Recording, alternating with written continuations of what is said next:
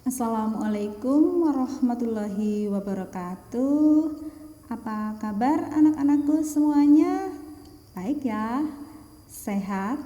Alhamdulillah, luar biasa. Iya. Hari ini kalian semua siap mengikuti pembelajaran dari Bu Guru ya? Ya, sebelum memulai pembelajaran, mari kita berdoa terlebih dahulu agar pembelajaran pada hari ini berjalan dengan lancar tanpa ada halangan suatu apapun. Berdoa mulai.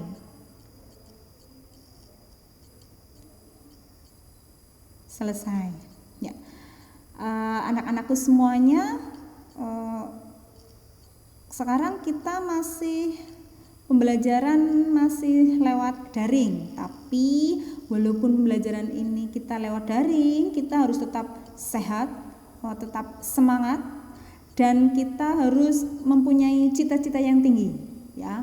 Gantungkan cita-citamu setinggi langit. Maksudnya adalah kita harus mempunyai mimpi dalam hidup ini, karena dari mimpi itu nanti insya Allah ketika kita mempunyai mimpi dan harapan, maka kita akan berusaha sekuat tenaga agar kita bagaimana caranya untuk mencapai cita-cita, mimpi dan harapan kita tersebut. Tentunya cita-cita yang kita miliki harus cita-cita yang baik ya. Nah, anak-anakku semuanya, kalian juga harus tetap rajin belajar ya, agar itu tadi cita-cita kalian bisa tercapai. Iya. Sebelum kita lanjut ke pembelajaran, apakah kalian hari ini sudah membaca buku untuk menambah pengetahuan kalian? Kalau sudah, bagus, Bu Guru acungi jempol. Nah, anak-anakku semuanya, Bu Guru tanya sekarang, kita siapa di rumah yang hari ini kita akan belajar ini ya, tema 5, subtema 2, pembelajaran 1, mupelnya adalah IPA dan Bahasa Indonesia ya. Nah, sebelumnya Bu Guru tanya dulu, siapa yang di rumah kalian memelihara hewan? Ya. Hewan apa sih yang bisa dipelihara di rumah? Hewan yang bisa dipelihara di rumah contohnya apa? Iya, contohnya adalah hewan ayam, kelinci, kemudian kucing ya. Itu hewan-hewan yang bisa dipelihara di rumah. Nah, bagaimana caranya kita memelihara hewan tersebut adalah dengan kita juga menyayangi mereka, kita merawat mereka agar mereka tidak menjadi hewan yang langka, begitu ya. Nah, tujuan pembelajaran kita pada hari ini adalah yang pertama, dengan mencermati teks non-fiksi yang disajikan, siswa mampu menentukan pokok pikiran dalam bacaan dengan tepat. Yang kedua, dengan mencermati teks non-fiksi yang disajikan, siswa mampu membuat pertanyaan-pertanyaan sehubungan dengan bacaan dengan tepat. Kemudian yang ketiga, dengan menyimak keterangan tentang rantai makanan, siswa mampu menjelaskan rantai makanan dengan benar. Nah, tujuan pembelajaran yang keempat adalah dengan diskusi keterangan tentang rantai makanan, siswa mampu membuat gambar rantai makanan pada ekosistem lengkap dengan keterangannya dengan cermat. Itu tujuan pembelajaran yang akan kita pelajari hari ini ya. Nah, yang pertama kita belajar apa dulu anak-anakku? Ekosistem. Pengertian ekosistem. Ekosistem adalah interaksi antara makhluk hidup dan benda-benda tak hidup di sebuah lingkungan. Ekosistem ini tersusun atas individu, populasi, dan komunitas. Apa sih individu itu? Individu adalah makhluk hidup tunggal, misalnya seekor kambing, seekor burung, sebuah pohon cemara. Nah, kemudian apa yang disebut dengan populasi? Populasi adalah kumpulan individu sejenis yang menempati suatu daerah tertentu. Contohnya, di sebuah kolam terdapat populasi ikan, populasi tumbuhan teratai, dan populasi lumut. Nah, selanjutnya, komunitas adalah populasi makhluk hidup di suatu daerah tertentu. Contoh komunitas sungai dan komunitas padang rumput. Kita lanjutkan anak-anakku. Nah, sekarang kalian lihat, ini ada gambar-gambar hewan yang Bu Guru sajikan. Ayo, yang pertama ini gambar hewan apa ya? Siapa yang tahu? Ya, ini adalah gambar hewan anoa. Iya, gambar hewan anoa. Kemudian ini yang kedua gambar hewan apa? Yang kedua adalah gambar hewan harimau. Yang ketiga adalah ini komodo. Yang keempat ini adalah badak. Betul. Kemudian yang kelima ini burung elang. Dan yang keenam ini adalah orang utan. Kalian tahu tidak jenis makanan hewan-hewan ini sama apa tidak? Yuk, tentunya jenis makanan mereka tidak sama ya. Ada yang makanannya berupa tumbuhan, ada yang makanannya berupa hewan lain. Kemarin kita sudah belajar bahwa hewan itu jenisnya ada 3 berdasarkan jenis makanannya. Yang pertama adalah hewan herbivora. Apa itu hewan herbivora? Hewan herbivora adalah hewan pemakan tumbuhan. Ya. Kemudian yang kedua adalah hewan karnivora. Hewan karnivora itu hewan apa? Hewan karnivora adalah hewan pemakan hewan lain. Kemudian yang ketiga adalah jenis hewan omnivora. Ini adalah hewan pemakan segala. Dia bisa makan tumbuhan, tapi dia juga bisa makan hewan lain juga. Itu penggolongan jenis hewan. Nah, sekarang yuk kita pasangkan dengan gambar selanjutnya. Nah, ini adalah jenis-jenis makanannya ya. Ini adalah gambar apa? Ini gambar rumput. Betul. Selanjutnya ini gambar apa? Ini adalah gambar ayam atau unggas. Nah, selanjutnya ini adalah gambar tikus. Iya.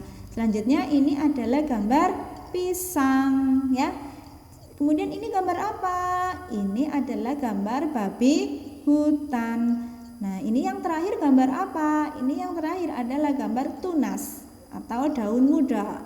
Nah, kita pasangkan dengan hewan-hewan tadi. Sekarang kita lihat. Yuk, ini yang pertama tadi adalah hewan anoa. Kira-kira anoa itu makanannya apa sih? Ya, anoa kita lihat. Yuk, siapa yang tahu anoa itu makan apa? Anoa makan apa ya? Anoa makan rumput. Betul, anoa makan rumput, maka dia termasuk hewan herbivora. Iya. Selanjutnya ini hewan harimau. Harimau makan apa sih? Harimau makannya babi hutan. Iya, maka dia termasuk hewan karnivora. Selanjutnya ini komodo. Komodo makanannya apa ya? Iya, komodo ini makanannya apa? Ayo, makanannya apa komodo? Komodo makannya unggas atau ayam. Dia bisa makan unggas atau ayam, betul ya. Nah, selanjutnya ini badak. Badak makan apa dia? Badak ini makan ini anak-anakku. Badak itu dia makan daun muda atau tunas ya, maka dia termasuk penggolongan hewan herbivora. Selanjutnya elang. Elang makan apa ya? Elang makan tikus. Iya, sehingga dia termasuk hewan karnivora. Selanjutnya yang terakhir adalah hewan orang utan. Orang utan itu gampang sekali. Utan dia makan buah, contohnya buah pisang. Betul. Nah, itu ya. Kenapa sih harimau tadi kita jodohkan dengan babi hutan? Karena jenis makanannya harimau adalah babi hutan. Kenapa anoa kita jodohkan dengan rumput? Karena jenis makanannya anoa adalah rumput. Kenapa komodo kita jodohkan dengan unggas? Karena jenis makanannya komodo adalah unggas. Kemudian kenapa badak kita jodohkan dengan tunas atau daun muda? Karena jenis makanannya badak adalah daun muda. Selanjutnya, kenapa elang kita jodohkan dengan tikus? Karena jenis makanannya elang adalah tikus. Nah, yang terakhir, kenapa orang utan kita jodohkan dengan pisang? Karena jenis makanannya orang utan adalah pisang. Gitu ya. Nah, sekarang kita lihat, kamu buka percakapan pada buku tema 5 halaman 54 ya. Siapa yang mau membacakan? Ya. Ini ada percakapan antara Siti, Udin, dan Dayu. Siti bertanya, Din, menurutmu mengapa hewan-hewan tersebut menjadi langka? Hewan-hewan itu tadi ya, anoa, harimau, orang utan itu langka. Nah, kemudian Udin menjawab, tadi Bu Guru mengatakan bahwa salah satu penyebabnya adalah berkurangnya ketersediaan makanan bagi mereka. Berkurangnya ketersediaan makanan akan mengganggu rantai makanan yang ada pada ekosistem tertentu. Apabila berlangsung lama dan terus-menerus, populasi salah satu hewan dalam rantai makanan tersebut akan berkurang. Nah, kemudian Dayu berkata, betul juga ya, jika makanan mereka berkurang, populasi mereka pasti juga akan berkurang. Tetapi, apa sih yang dimaksud dengan rantai makanan dalam ekosistem? Udin berkata, mari kita cari tahu. Nah, selanjutnya kamu buka buku halaman 55 ya. Ini ada bacaan tentang yang judulnya adalah rantai makanan. Kita lihat, rantai makanan adalah perjalanan memakan dan dimakan dengan urutan tertentu antar makhluk hidup. Nah, perhatikan rantai makanan berikut ini anak-anakku. Ini adalah padi. Padi ini adalah tikus. Padi dimakan oleh tikus. Kemudian tikus mati dimakan oleh ular. Nah, ular mati dimakan oleh elang. Kemudian bangkainya elang ini akan diuraikan oleh pengurai. Pengurai itu bisa berupa jamur atau bakteri. Nah, pengurai atau bakteri ini berfungsi untuk menyuburkan tanaman. Ini contoh rantai makanan yang ada di sawah. Yang berperan sebagai produsen adalah padi. Supaya rantai makanan tetap berjalan, maka jumlah produsen harus lebih banyak dari konsumen tingkat 1. Nah, begitu juga konsumen tingkat 1 harus lebih banyak dari konsumen tingkat 2. Konsumen tingkat 2 harus lebih banyak dari konsumen tingkat 3. Ini syarat agar rantai makanan dalam sebuah ekosistem bisa tetap berjalan. Iya. Nah, selanjutnya tadi sudah Bu Guru jelaskan, padi dimakan oleh tikus, kemudian tikus dimakan oleh ular, ular dimakan oleh burung elang. Setelah beberapa waktu burung elang mati. Nah, bangkainya akan diuraikan oleh pengurai atau jamur. Iya. Nah, Ini rantai makanan ya. Kemudian kalian juga bisa baca selanjutnya di paragraf kedua dan paragraf yang ketiga, dan ada juga paragraf yang keempat. Nah, sekarang berdasarkan bacaan di atas, tentukan pokok pikiran yang terdapat di setiap paragraf. Tentunya jenis-jenis paragraf dulu kita sudah belajar bersama ya. Ada paragraf induktif, ada paragraf deduktif. Paragraf induktif adalah jenis paragraf yang kalimat utamanya terdapat di akhir paragraf. Kemudian paragraf deduktif adalah jenis paragraf yang kalimat utamanya terdapat di awal paragraf. Kita lihat paragraf yang pertama. Paragraf yang pertama kira-kira itu termasuk jenis paragraf deduktif apa induktif sih? Kita lihat kalimat utamanya itu terdapat pada kalimat yang keberapa? Betul, terletak pada paragraf yang kalimat yang pertama. Bagaimana bunyi kalimat yang pertama? Rantai makanan adalah perjalanan memakan dan dimakan dengan urutan tertentu antar makhluk hidup. Itu paragraf yang pertama kalimat utamanya, sehingga paragraf 1 disebut sebagai paragraf deduktif. Ya. Lanjut, kita tentukan paragraf yang kedua. Pokok pikirannya terdapat pada kalimat yang mana sih? Iya, ini ya, di lautan yang menjadi produsen adalah fitoplankton.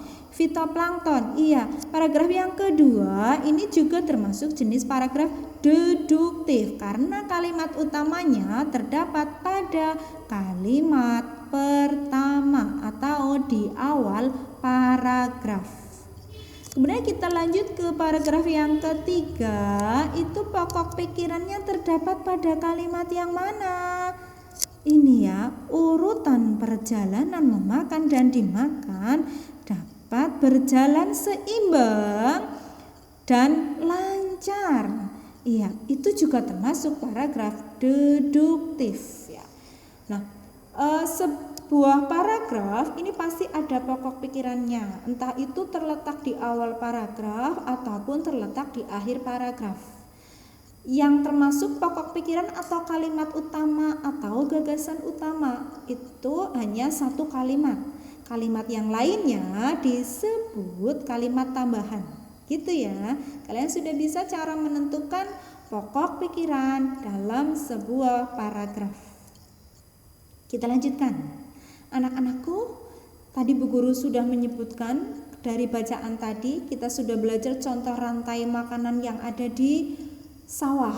Sekarang ini contoh rantai makanan yang ada di hutan. Ya, ini adalah rumput. Rumput akan dimakan oleh belalang. Belalang akan dimakan oleh katak. Katak akan dimakan oleh ular. Kemudian bangkai ular akan diuraikan oleh jamur. Nah, jamur ini berfungsi untuk menyuburkan tanaman. Begitu seterusnya, ya. Nah, produsennya adalah rumput. Konsumen tingkat satunya adalah katak. Konsumen tingkat konsumen tingkat satunya adalah belalang. Konsumen tingkat duanya adalah katak, dan konsumen tingkat tiganya adalah ular. Nah, kita lanjutkan. Ini contoh rantai makanan yang ada di laut. Ya, tadi sudah dijelaskan bahwa yang berperan sebagai produsen di laut itu adalah fitoplankton.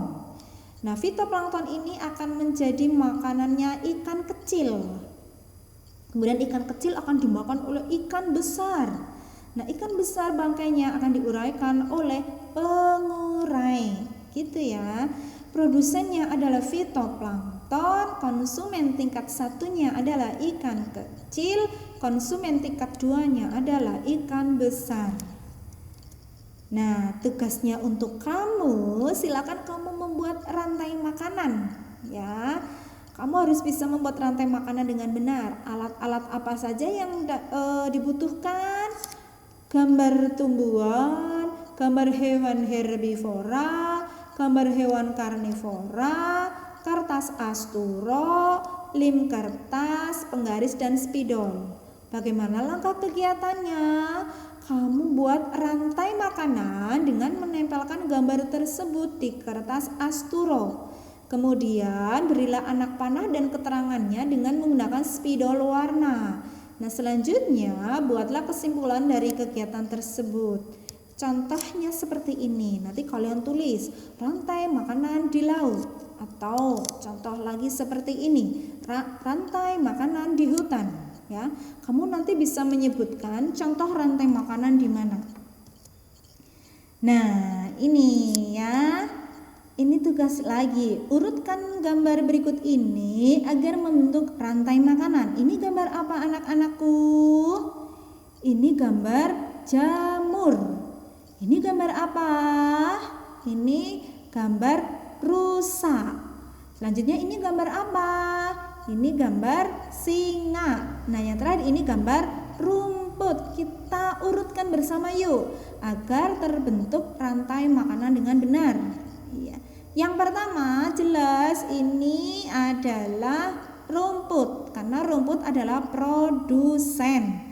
Rumput akan dimakan oleh siapa? Iya, teng teng teng teng teng. Rumput akan dimakan oleh rusa, gitu ya. Kemudian rusa akan dimakan oleh siapa? Rusa akan dimakan oleh singa. Selanjutnya bangkainya singa akan diurahkan oleh jamur. Dan jamur ini berfungsi untuk menyuburkan tanaman, gitu ya. Jadi yang berperan sebagai produsen adalah rumput. Konsumen tingkat satunya adalah rusa. Konsumen tingkat duanya adalah singa. Pengurainya adalah jamur.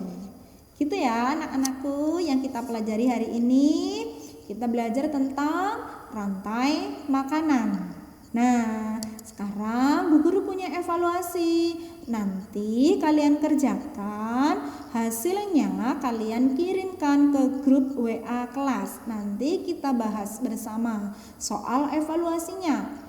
Kita baca dulu bacaannya. Pada semua ekosistem pasti terdapat rantai makanan. Rantai makanannya bisa panjang dan bisa juga pendek. Contoh rantai makanan pendek yaitu pisang dimakan kelelawar, kemudian kelelawar mati diuraikan oleh bakteri. Contoh rantai makanan panjang yaitu daun pohon mangga dimakan ulat, ulat dimakan burung, burung dimakan kucing. Selanjutnya kucing mati diuraikan oleh bakteri. Nah, soal nomor 1. Tuliskan kalimat utama pada paragraf di atas. Soal nomor 2, apa yang menjadi produsen pada rantai makanan panjang di atas? Soal nomor 3, siapa yang menjadi pengurai? Nah, soal nomor 4 ini mupel IPA. Perjalanan memakan dan dimakan dengan urutan tertentu antar makhluk hidup disebut titik-titik. Kemudian soal nomor 5, agar rantai makanan dapat terus berjalan, jumlah produsen harus lebih titik-titik daripada jumlah konsumen ke satu. Itu soal evaluasi hari ini. Nanti kalian kerjakan, jawabannya dikirim ke WA Japrinya Bu Guru, gitu ya. Nah, selamat mengerjakan anak-anakku. Nah, kesimpulan kita pada hari ini adalah bahwa rantai makanan itu bisa terdapat dalam sebuah ekosistem, yang artinya adalah perjalanan makan dan dimakan dengan urutan tertentu. Nah, untuk menutup pembelajaran hari ini, mari kita bersama-sama membaca lafal hamdalah. Alhamdulillahirabbil alamin. Jika Bu Guru banyak terdapat kesalahan, Bu Guru mohon maaf. Wabillahi taufiq wal hidayah. Wassalamualaikum warahmatullahi wabarakatuh.